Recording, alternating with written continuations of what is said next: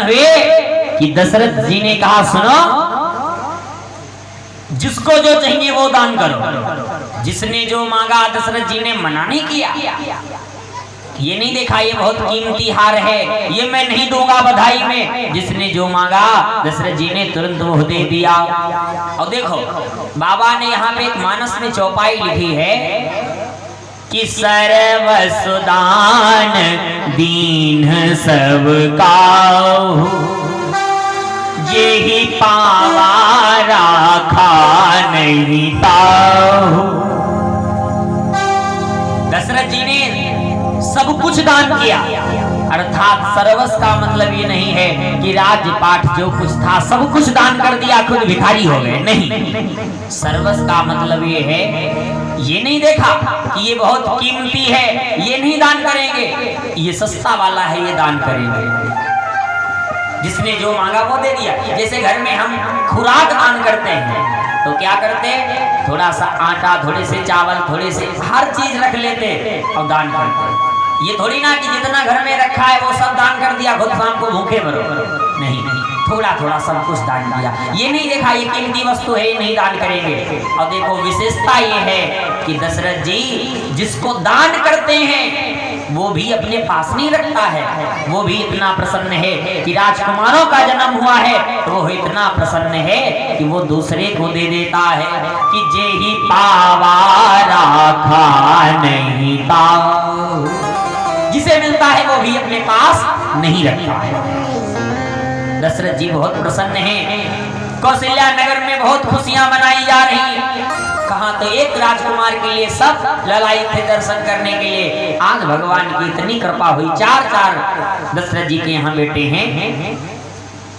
सूर्यदेव जी भी बहुत प्रसन्न हुए क्योंकि भगवान का अवतार सूर्य वंश में हुआ है। तो सूर्यदेव जी इतना प्रसन्न हुए, सूर्यदेव जी एक ही जगह पे स्थिर हो गए।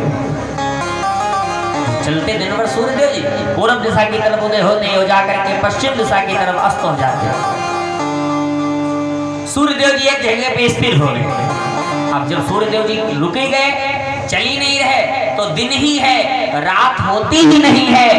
धीरे धीरे धीरे धीरे 1 महीना बीत गया, किसी को यह पता नहीं चला। कभी नहीं लिखा कि मास दिवस कर दिवस भा मरमु न जाने कोई, और रथ समेत रवि था क्यों निशा तवन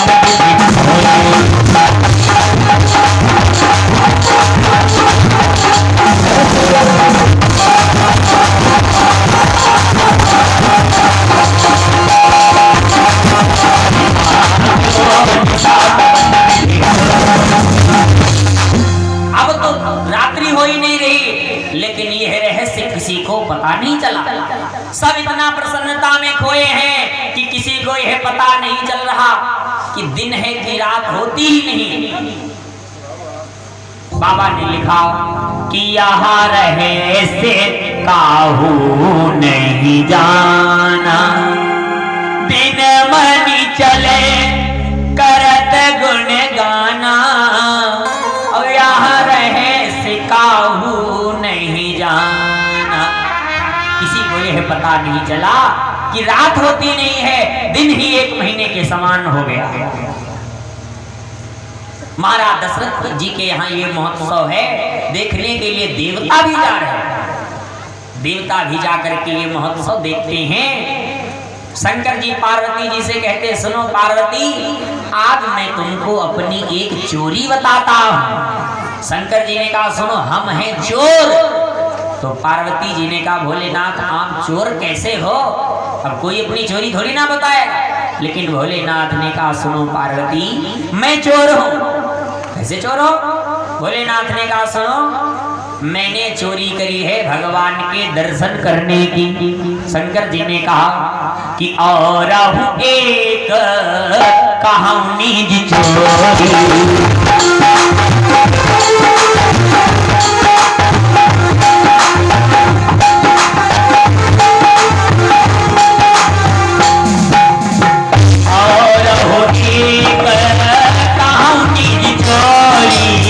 सुनो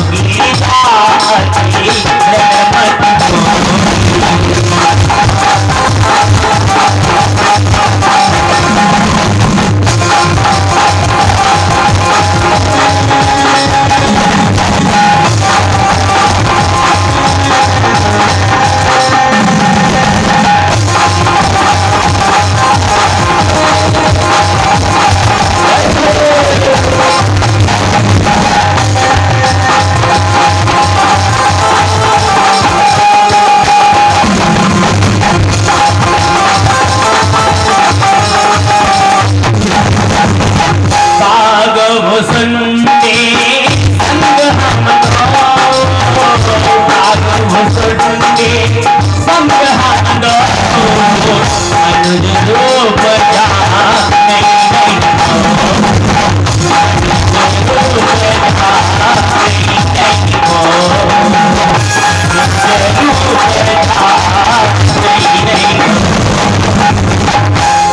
भोलेनाथ ने कहा मैंने चोरी करी। पार्वती जी ने कहा कैसी चोरी करी? तो भोलेनाथ ने कहा मैंने चोरी करी भगवान के दर्शन करने की। जब जब भगवान का अवतार होता है तब तब भोलेनाथ ने कहा मैं दर्शन करने जरूर जाता हूँ। अच्छा तो कैसे गए थे, कैसे चोरी करी? भोलेनाथ ने कहा सुनो, कागभुसुंडी से जाकर के हम मिले। तो हमने कहा चलो प्रभु का अवतार हो गया है तो प्रभु के दर्शन करने के लिए चलना अयोध्या को। तो कहा कैसे चलोगे, वहां सब तो जाते नहीं हैं। भोलेनाथ ने भुसुंडी से कहा तुम बन जाओ मेरे चेला, तो हम बन जाएंगे तुम्हारे गुरुजी। अयोध्या में चल करके सबके हाथ देख करके बताएंगे, हाथ की रेखाओं का ज्ञान देंगे। बस किसी ना किसी प्रबंध के द्वारा महल के अंदर घुस जाएंगे और भगवान के दर्शन करेंगे। भोलेनाथ बन गए ज्योतिषाचार्य और कागभुसुंडी को बना लिया चेला। पहुंच गए अयोध्या। एक बरगद का बहुत पुराना पेड़ था, उस पेड़ के पास जाकर के बैठ गए। अब वो बरगद का पेड़ बहुत पुराना, बहुत भीड़ होती है। जो आवे भोलेनाथ जिसका हाथ देखे और जिसको जो बता दे वो एकदम सत्य।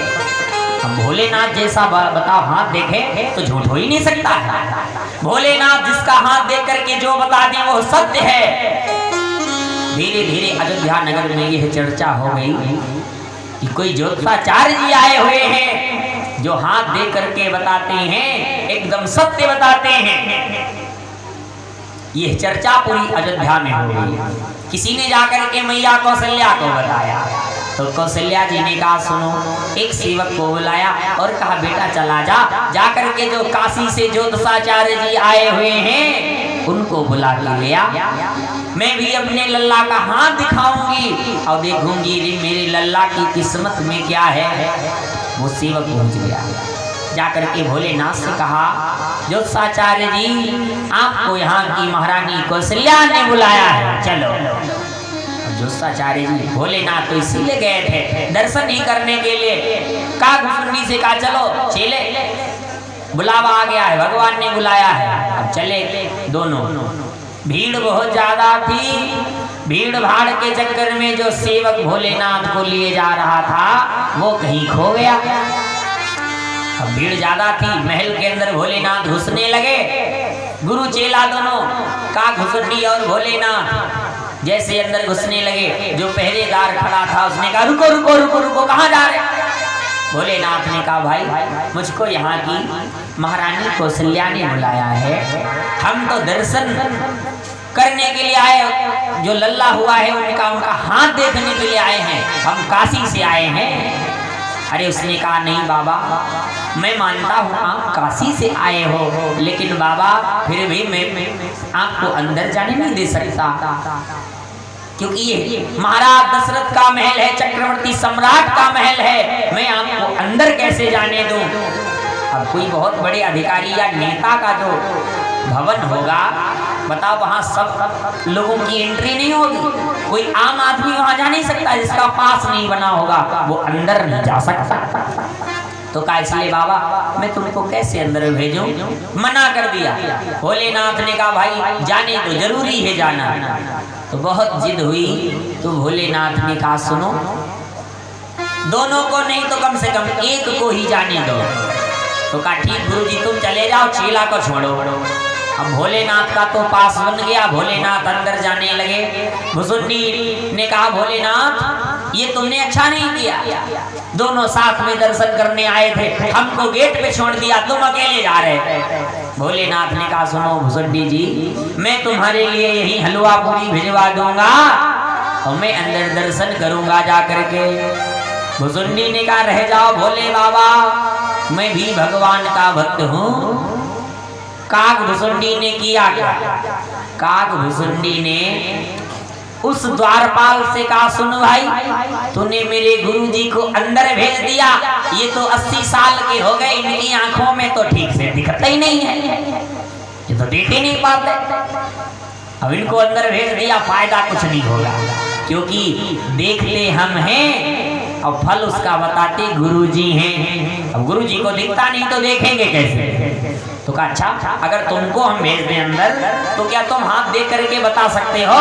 तो भुसुंडी जी ने कहा, बिल्कुल हम बता भी देंगे, हम ही को भेज दो। अब भुसुंडी जी को अंदर भेज दिया। भोलेनाथ से कहा, बाबा बाबा रुको रुको रुको।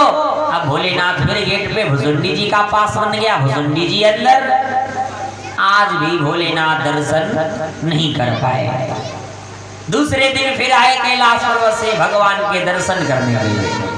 आज भोलेनाथ ने सोचा क्या उपाय करें, तो भोलेनाथ बन गए 5 साल के लड़का और जाकर के महाराज दशरथ के महल के आगे बहुत जोर जोर से रोने लगे। तो एक सेवक ने कहा, भाई क्यों रोते हो? तो बच्चे के रूप में भोले बाबा ने कहा, सुनो मेरी अम्मा अंदर है, मैं अम्मा को ढूंढना चाहता। पकड़ लिया हाथ का, चलो तुम्हारी अम्मा से भी अंदर मिलाते भीड़ भाड़ में, कहाँ तेरी अम्मा पहचान। अब भोलेनाथ का पकड़ लिया हाथ और अंदर पहुंच गया, कहा देखो इस भीड़ में कहाँ तुम्हारी अम्मा खड़ी। तब तक भोले बाबा ने देखा पार्वती जी भी बहुत बढ़िया लाली लिपस्टिक लगाए दर्शन करने आई भगवान राम के। पार्वती जी ने कहा, दूसरे की बताने से बढ़िया अपनी दुल्हन को अम्मा बना लो। पार्वती ने कहा, सुनो वो रही मेरी अम्मा। तो भाई वो सेवक पकड़ करके भोले बाबा का हाथ और पहुंच गया, कहा लो तुम्हारा बेटा रो रहा, सब पकड़ो। पार्वती जी जान गई। पार्वती जी ने कहा, भाई ये मेरा बेटा नहीं है, मेरे कोई बेटा ही नहीं है, ये कोई और का बेटा है। भोलेनाथ को पकड़ करके उस सेवक ने महल के बाहर कर दिया, कहा जाओ तुम्हारी अम्मा यहाँ नहीं है। भोलेनाथ फिर आए, बहुत दुखी हुए कैलाश पर्वत पे। आज शाम को जब मैया पार्वती आई तो भोलेनाथ पार्वती जी से कुछ बोलते ही नहीं, पार्वती जी से कुछ बोलते नहीं। पार्वती जी ने कहा, भोलेनाथ क्या हुआ, क्यों नाराज हो गए? अरे भोलेनाथ ने कहा, सुनो थोड़ी देर के लिए अगर तुम मेरी अम्मा बन जाती तो तुम्हारा क्या बिगड़ जाता। लोग कहते हैं कि जहाँ पे काम निकलने वाला हो तो गधा कहावत है गाँव में। तो कहा थोड़ी देर के लिए अगर तुम मेरी माँ बन जाती तो भगवान के दर्शन हो जाते। भोलेनाथ से पार्वती जी ने कहा, सुनो मैं जानती हूँ अगर मैं तुम्हारी माँ बन जाती तो तुमको भोलेनाथ दर्शन करने को मिल जाते, लेकिन समस्या एक मेरे सामने यह हुई कि अगर मैं आज तुमको अपना बेटा मान लेती तो शायद पूर्व जन्म में जब मैं सती थी और मैंने सीता का भेष बना लिया तो तुमने मन में संकल्प ले लिया कि शिव संकल्प कीन मन माही, एहि तन सती भेंट अब नाही। आपने मुझको अपने से अलग कर दिया, इसलिए भोलेनाथ जब मैंने सिर्फ सीता का भेष बनाया तब मेरा यह हाल हुआ। तो अब की बार तो मैं सीधे तुम हमको अपनी माँ ही बना रहे थे, इसलिए भोलेनाथ मैं आपकी माँ नहीं बनी। भोले बाबा ने बहुत प्रयास किए। एक दिन बन करके बाबा जी पहुंच गए और भिक्षा मांगने के लिए जाकर के मैया कौशल्या के दरवाजे पे पुकार लगाई। कौशल्या जी हीरे मोती लेकर के आई और कहा, लो बाबा ये ले जाओ, तुम्हारा सब दुख दूर हो जाएगा। भोलेनाथ ने कहा, सुनो माँ, अरे हीरा मोती मैं ना चाहूं तेरे थाल का, हीरा मोती मैं ना चाहूं तेरे थाल का, दरस करा दे मैया अपने लाल का। हीरा मोती मैं ना चाहूं तेरे थाल का, दरस करा दे मैया अपने लाल का।